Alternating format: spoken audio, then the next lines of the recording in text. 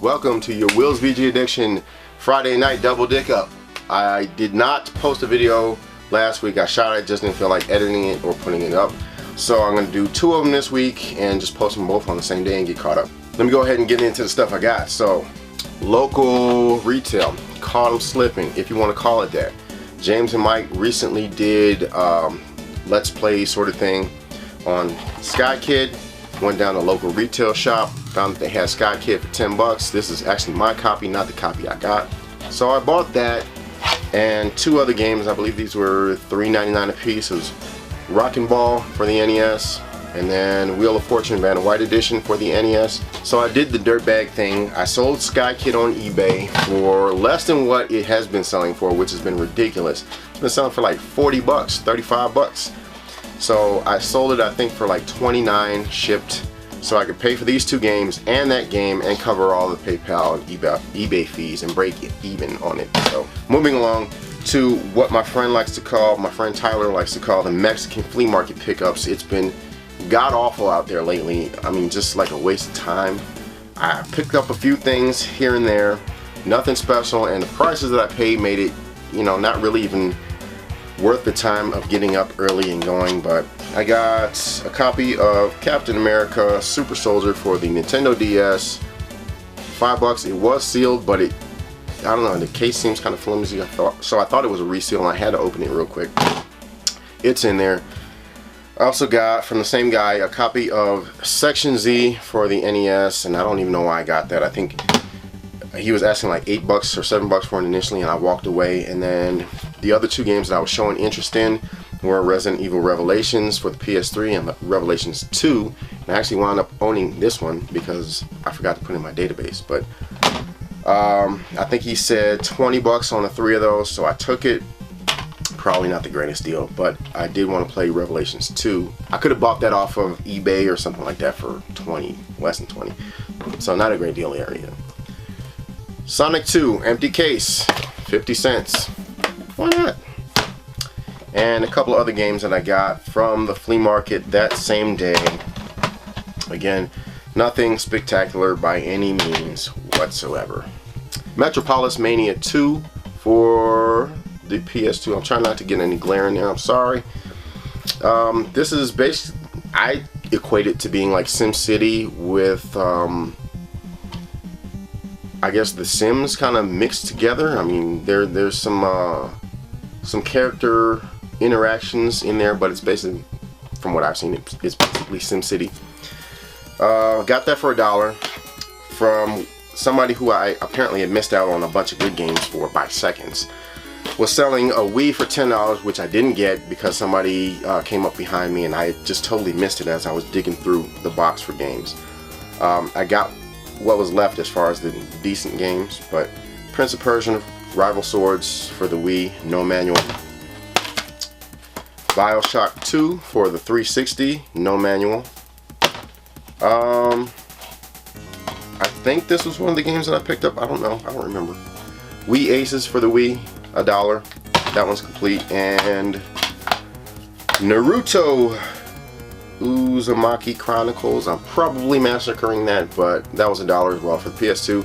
I'm not going to keep this. I'm going to send that to my daughter because she likes that series for whatever reason. $2. Got Crouching Tiger, Hidden Dragon, and this was sitting at the flea market for like the last 3 or 4 months, and I just didn't feel like even asking the guy because all his prices were kind of high. I didn't want to ask how much that was, but it's been sitting there for months. I figured he'd just want to get rid of it. $2 on that. Don't know if it's any good or not, but I'm definitely looking forward to giving this a shot because I remember wanting this back in the day when it came out and just never playing it. There was a guy selling a bunch of games, quite a few in which I was interested in. He had Ninja Turtles 3 for the PS3. And I think it was Capcom Classics Volume 1, I want to say, for the PS1, but he wanted 10 bucks a piece. And they were in god-awful condition. One of them even had mud on the manual. So, no. But the one game that he did have that I was willing to pay $10 for was a copy of Resident Evil 2 for the GameCube, and that is complete. And I actually thought I had this, and I don't, so definitely nice to add that to my GameCube collection. The only one I need now to have a complete GameCube Resident Evil collection is Resident Evil 3. Got a copy of NCAA basketball for the Super Nintendo for $5.49 shipped Why? Because I actually really used to like this game back in the day, and it does not hold up very well at all. But it, you know, I have good memories of it, but whatever. Okay, moving along. For the Game Boy, Japanese Game Boy, Super Dodgeball, Nintendo World Cup Soccer for the Japanese Game Boy, and what the hell is the name of this? Crashing the Boys Street Challenge for the Game Boy. Games that didn't come out on the American system. I do this a lot. I like to gamble a little bit as far as collecting is concerned. I don't know why. I guess it fills a void. It makes me feel all special inside. Now, the system was listed as non-working and wouldn't power on.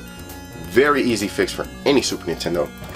So it was a Super Nintendo Mini with all the cords and one controller. But the games is what interested me the most. I got X-Men Mutant Apocalypse. I have a copy of this. I think I have two, one sealed and one loose. But the big one, and you'll notice the screws are already out of this one, was Ninja Turtles 4, Turtles in Time. System actually does work. I tested it, it powered on. I actually tested it with Ninja Turtles, so I assumed that there was an issue with the system. Took it apart. I thought the caps were bad. Turns out no, Ninja Turtles was bad. I don't know why this game won't start up. I cleaned it, polished the pins, and did all that fun stuff. I tested all the traces. I resoldered all the solder joints. I still can't get the damn thing to work, and this is the one thing that made the deal worth it to me, because this has, I mean, I wasn't going to sell it. I was going to trade it for something. I was going to use it, you know, as basically a trade lot. Especially going to Retropalooza next month, I definitely wanted some stuff to bring with me to trade to folks, and this was going to be kind of a big one that I was going to use, and the damn game doesn't work, so I can probably break even on it, maybe. Well, I'm sure I can break even on it. Maybe even lose like $5 on it. But I'm going to keep trying to work on this and figure out what the hell the problem is. If I can't get it to work, I'll probably just sell it as non-working, and somebody will probably buy it for like $15. But the one good thing about it is it was a minor label upgrade for me. There's a little bit of bubbling down there at the bottom. Damn it, focus, will you? It's not going to focus. But there's a little, trust me, there's some bubbling down there, and I swapped out the front of the cart from the front of the cart that I already have, so I guess there's one positive, but it would have been a lot nicer if the system was broken, to be honest with you. So probably the best thing that I bought all week was Monday. I was at work, and as I do, when I get bored or irritated, I go on to Facebook and eBay and whatever and just browse. So I came across a Craigslist ad actually for a Miracle Piano teaching system. It was $30. Only problem is it was about 200 miles away from where I live and about a 2-hour drive. The ad had been up for about a day, so I messaged the lady and asked if she still had it, and surprisingly she still did. So I asked her if I can come get it after work. Happened to leave work at about 3 o'clock that day, and I was able to meet her at 6. So I picked it up. Very cool. A Miracle Piano with the coveted, hold that up, Nintendo seal of approval. Now I've already taken this out of the box so I can show the contents, which I will do now. So it's got the foam, which you saw me just pull off. Let's pull this out. And we got the Miracle Piano in very, very good condition. I don't see any scratches or anything on it. It still smells new, which is pretty cool. So we've got the plastic that came on top of the piano, and then we've got all the fun stuff on the inside. We've got, what is that, a foot pedal, we've got the manual, power cord, earphones, the game, which is still in the plastic, and what actually makes this worth anything to me anyway is the cord, the serial cable that goes from the piano to the system, and these are extremely expensive. So for $30, I kind of thought about it a little bit because, like I said, it's a 2-hour drive and about 200 miles. This is up in the mountains somewhere in New Mexico. So being that it was about 200 miles away and a 2+ hour drive, one way, by the way. So we're talking about 4.5 hours for a round trip. You know, the sickness is real, brother. The sickness is real. I thought about just leaving it and just saying the hell with it because that's quite a journey for a piano. But it's an interesting piece. I actually do have a Miracle Piano in the box already. It is the IBM PC version. And I got that for 40 bucks back about 3-4 years ago, back when I was living in California. Found it at the thrift store. It was actually the second one I found. I passed on the first one, regretted it. It was gone like a day later. So I actually came upon that one and was really happy to get that. But that one is like brand new. This one is actually in very, very good condition too. And again, the Nintendo version, I guess to a lot of people, makes it a lot more sought after. To me, it definitely does, because I want to play it on my Nintendo. And I don't have, man, I don't have a PC setup to play the other one or use the other one. So I thought it was really, really cool to be able to get this. And again, 30 bucks. Fuck you, Tyler. But 30 bucks, yeah, you can't really beat that. Even with the drive, I guess I had to use a tank of gas to add on top of that. But I thought it was cool. So I got that Miracle Piano on a Monday. And that Tuesday, I got these games. I was on Facebook and somebody posted them for sale. 15 bucks for the lot. Had to take it. So we have Dirt 2 for the Wii. Not keeping that. Red Steel 2. This is basically a box or case upgrade. My copy had all kinds of GameStop stickers on that, so I just took the case, left the game. Resident Evil Archives. I just picked this up, what, 2 weeks ago at the nasty flea market, and I swapped out the case. Well, I swapped out the game in general because the case is all water damaged and whatnot. Pretty gross. Resident Evil 4, the Wii edition, and I believe I still have this. Yeah. So, do I?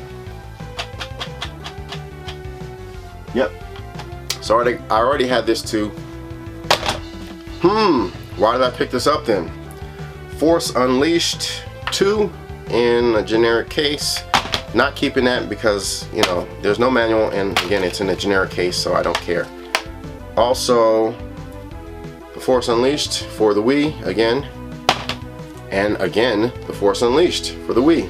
This one does not have a manual, but at least it's not in a generic case. So the one game that I did get this lot for was Resident Evil Dark Side Chronicles for the Wii, and one of the very few games that's actually complete in really good shape.